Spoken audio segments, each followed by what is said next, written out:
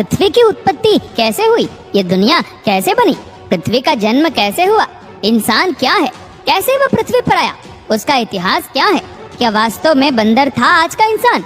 तो सोचिए कैसे बना होगा परिवार, कैसे बना ये समाज और वर्ग और जातियां, कौन थे हमारे पूर्वज, क्या करते थे वो, और हम इंसानों में कहां से आई बल और बुद्धि।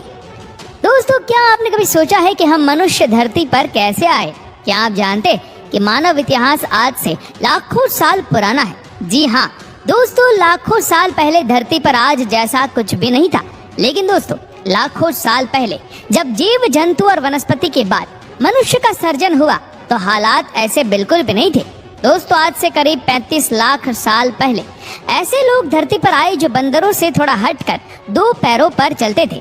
इसी के साथ ही धरती पर परिवर्तन होता चला गया और आज से करीब 25 लाख साल पहले ऐसी प्रजाति धरती पर आई जो पत्थरों से हथियार बनाती थी और उस औजार से वो जंगली जानवरों का शिकार कर उसके मांस का सेवन करती थी।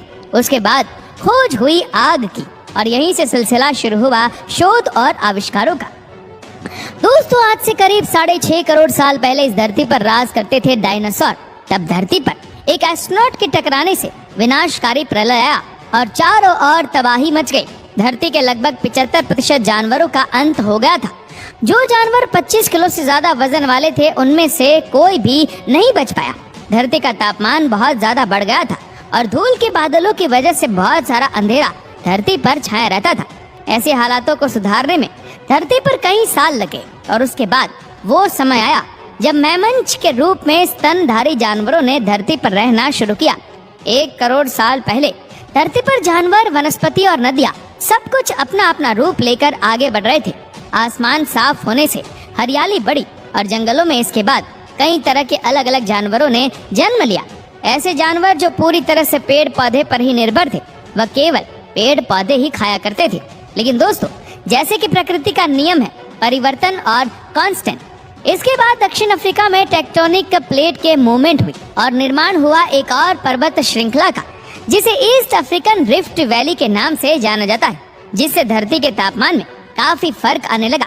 जहां पहले बारिश और ठंड के मौसम होते थे, अब बारिश होना बिल्कुल बंद हो गए और अफ्रीका में जंगलों में रहने वाले बंदर को सूखा पड़ने से बहुत ज्यादा नुकसान हुआ।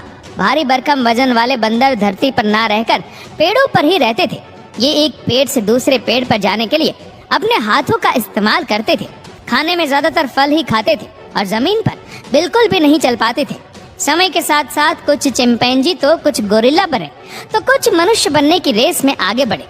जंगलों में सूखा पड़ने की वजह से पेड़ पौधे नष्ट होने लगे और बंदर को खाने पीने की कमी आने लग गई, क्योंकि उनके पास न रहने के लिए कुछ बचा था। कुछ सालों बाद समय और हालात के साथ समझौता करते हुए एक और प्रजाति ने जन्म लिया, जिन्होंने धरती पर चलना शुरू किया, क्योंकि दोस्तों इन्हें अपने खाने के लिए कुछ न कुछ तोड़ कर लाना ही पड़ता था। फिर 23 लाख साल पहले जन्म लिया होमो हैबिलिस ने।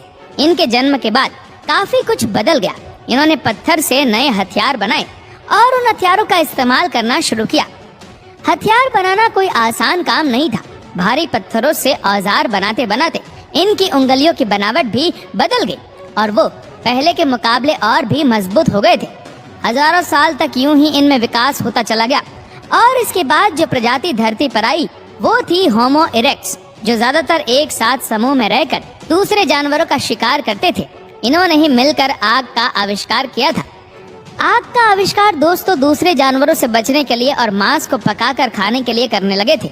आग पर पकाकर खाने से मांस काफी नरम हो जाता था, जिससे दोस्तों उन्हें खाने में और पचाने में काफी आसानी होने लग गई। इससे जो मेहनत खाना चबाने में वो करते थे, वो मेहनत और अपना कुछ समय दूसरे काम में लगाने लग गए, जिससे बाद में दोस्तों तरह तरह के नए नए आविष्कार कर पाए।